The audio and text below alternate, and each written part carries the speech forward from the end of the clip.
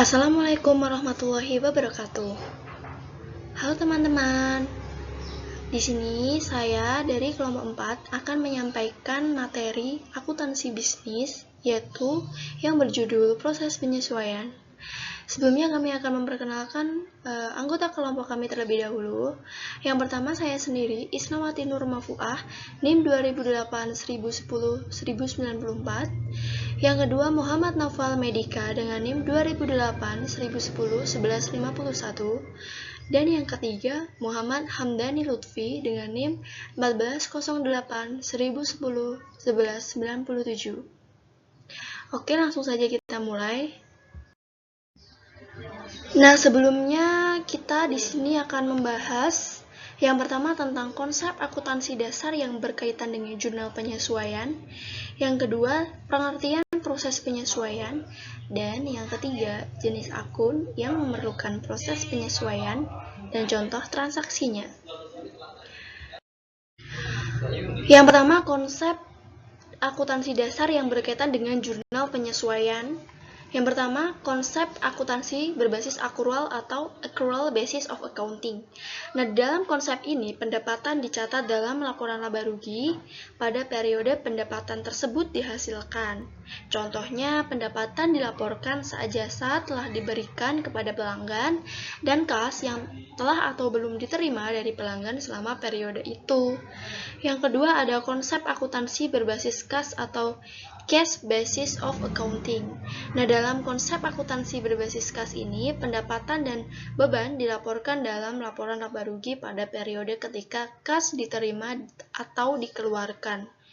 Contohnya, pendapatan dilaporkan ketika kas diterima dari klien, sementara gaji dilaporkan saat kas dibayarkan kepada karyawan. Selanjutnya, pengertian proses penyesuaian. Proses penyesuaian adalah analisis dan pemutakhiran akun-akun pada akhir periode sebelum laporan keuangan disiapkan. Ayat jurnal yang memutakhirkan akun pada akhir periode akuntansi disebut ayat jurnal penyesuaian. Seluruh ayat jurnal penyesuaian setidaknya mempengaruhi satu akun laba rugi dan satu akun pada laporan posisi keuangan. Jadi, ayat jurnal penyesuaian akan selalu melibatkan akun pendapatan atau beban dan akun aset atau liabilitas. Nah, selanjutnya jenis akun yang memerlukan proses penyesuaian. Yang pertama ada beban dibayar di muka atau prepaid expenses. Beban dibayar di muka adalah beban yang akan datang yang awalnya dicatat sebagai aset karena kasnya telah dibayarkan, padahal jasa atau barangnya belum diterima. Aset ini kemudian berubah menjadi beban seiring dengan berlalunya waktu atau melalui kegiatan normal usaha. Contohnya, diasumsikan pada tanggal 31 Desember, jumlah sisa perlengkapan sebesar 760.000. Jumlah yang akan dipindahkan dari akun aset ke akun beban adalah 1.240.000 yang dihitung sebagai berikut. Perlengkapan yang tersedia selama bulan Desember 2 juta. Sisa perlengkapan 760.000, perlengkapan yang digunakan sehingga sebesar 1.240.000 berasal dari 2 juta dikurangi 760.000. Sehingga pada bulan Desember pada jurnal penyesuaiannya adalah beban perlengkapan sebesar 1.240.000 di sebelah debit dan perlengkapan sebesar 1.240.000 di sebelah kredit. Nah, yang kedua, pendapatan diterima di buka atau unearned revenues adalah penerimaan awal atas pendapatan masa depan dan dicatat sebagai liabilitas ketika kas diterima. Pendapatan diterima di muka ini kemudian berubah menjadi pendapatan seiring dengan berlalunya waktu atau melalui operasi normal usaha. Contohnya, pada tanggal 1 Desember, Solusinet menerima 360.000 dari pelanggan atas sewa tanah untuk 3 bulan. Pada tanggal 1 Desember, Solusinet mencatat debit untuk kas dan kredit untuk pendapatan sewa diterima di muka senilai 360.000. Pada akhir Desember, hanya 120.000 dari pendapatan sewa diterima di muka yang dicatat sebagai pendapatan sewa menggunakan jurnal penyesuaian. Maka sisa pendapatan sewa diterima di muka ini sebesar 240.000 akan menjadi pendapatan di tahun berikutnya. Dengan demikian 120.000 adalah pendapatan bulan Desember dan harus dicatat dengan jurnal penyesuaian. Bentuk di jurnal penyesuaiannya adalah sewa diterima di muka sebesar 120.000 di sebelah debit dan pendapatan sewa sebesar 120.000 di sebelah kredit. Yang ketiga ada pendapatan yang masih akan diterima atau accrued revenues. Itu adalah pendapatan yang telah dihasilkan tetapi kas belum diterima. Contohnya biaya untuk jasa pengacara atau jasa dokter yang telah diberikan namun belum ditagihkan dan piutang sewa atas bangunan yang disewakan kepada orang lain. Contoh transaksinya, pada tanggal 15 Desember, Solusinet menandatangani perjanjian dengan Damar di mana Solusinet akan menagih Damar setiap tanggal 15 setiap bulan untuk jasa yang diberikan dengan harga 20.000 per jam. Sejak tanggal 16 sampai 31 Desember, Solusinet memberikan 25 jam layanan kepada Damar. Meskipun pendapatan sejumlah 500.000 itu berasal dari 25 jam dikali 20.000 telah terjadi dan berhak diperoleh, pendapatan ini tidak akan ditagih sampai 15 Januari. Demikian pula dengan kas. Kas tidak akan diperoleh sampai Damar membayar tagihan. Dengan demikian, sejumlah 500.000 pendapatan yang masih akan diterima dan 500.000 pendapatan jasa harus dicatat dengan jurnal penyesuaian pada 31 Desember.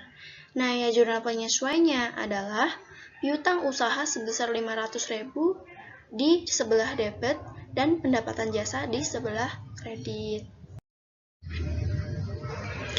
Dan yang keempat ada beban yang masih harus dibayar atau accrued expenses adalah beban yang telah terjadi tetapi belum dicatat dan belum dibayarkan.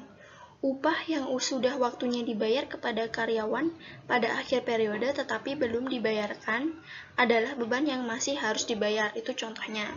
Nah, contoh transaksinya, Solusinet berhutang upah kepada karyawan sebesar 250.000 untuk hari Senin dan Selasa 30 dan 31 Desember. Solusinet membayar gaji sejumlah 950.000 pada 13 Desember dan 1.200.000 pada 27 Desember 2015. Pembayaran ini mencakup pembayaran periode 2 mingguan yang berakhir pada tanggal tersebut. Pada 31 Desember 2015, Solusinet berhutang atas gaji karyawan sebesar 250.000 untuk hari Senin dan Selasa pada 30 dan 31 Desember 2015. Gaji senilai 250.000 ini akan dibayar pada tanggal 10 Januari 2016. Namun demikian, gaji yang telah terhutang telah terjadi pada Desember 2015 sehingga gaji akuran atau utang gaji sejumlah 250.000 harus dicatat menggunakan jurnal penyesuaian. Ayat jurnal penyesuaiannya adalah beban upah di sebelah debit sebesar 250.000 dan utang gaji di sebelah kredit. Nah, contoh yang kelima ada beban penyusutan. Beban penyusutan atau depreciation adalah penurunan manfaat dari aset tetap kecuali tanah, seperti peralatan kantor dan gedung. Penurunan manfaat aset yang dipakai untuk menghasilkan pendapatan disebut beban penyusutan atau depreciation expenses. Contoh, peralatan kantor mengalami penyusutan untuk bulan Maret 2019 diasumsikan sebesar 50.000 dan saldo awal akun peralatan kantor adalah 1.800.000. Maka ayat jurnal penyesuaiannya adalah beban penyusutan sebesar 50.000 di sebelah debit dan akumulasi penyusutan peralatan kantor sebesar 50.000 di sebelah kredit. Nah, sekarang ini ada latihan soal, contoh ayat soal jurnal penyesuaian dari transaksi nomor 1 sampai nomor 8. Kita langsung saja ke jawabannya, kita kasih penjelasannya aja ya. Oke, di next. Nah, ini transaksi yang pertama, nilai saldo akun perlengkapan dalam neraca saldo sebesar 1 juta. Jumlah perlengkapan yang masih sisa itu 400.000, sehingga pada jurnal penyesuaiannya sebesar 600.000 di sebelah debit, yaitu akun beban perlengkapan, dan perlengkapan di sebelah kredit sebesar 600.000.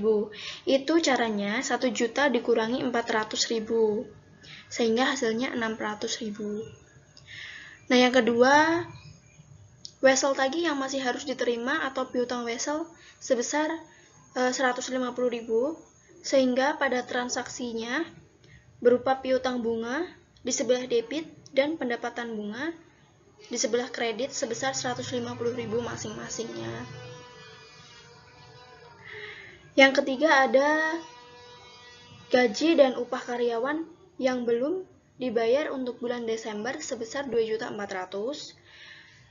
Akun yang terdapat dalam jurnal penyesuaian kemudian berupa beban gaji dan upah di sebelah debit dan utang gaji dan upah di sebelah kredit sebesar masing-masing 2.400.000. Transaksi yang keempat, nilai saldo sewa diterima di muka menunjukkan jumlah sebesar 18 juta di sebelah kredit. Sewa berjangka pada waktu 1 April 2016 sampai dengan 1 April 2017.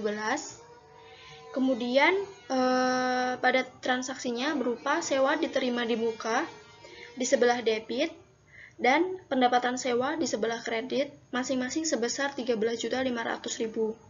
Itu caranya 18 juta dibagi 12 bulan, hasilnya 1.500.000 kemudian dikali 9. Dimulai dari bulan April sampai Desember, sehingga hasilnya adalah 13.500.000. Transaksi yang kelima ada nilai saldo asuransi dibayar di muka di neraca saldo menunjukkan jumlah 2.400.000 sebelah debit. Asuransi tersebut digunakan untuk membayar dari tanggal 1 Mei 2016 sampai dengan 1 Mei 2017. Berarti 1 tahun periode akuntansi ya.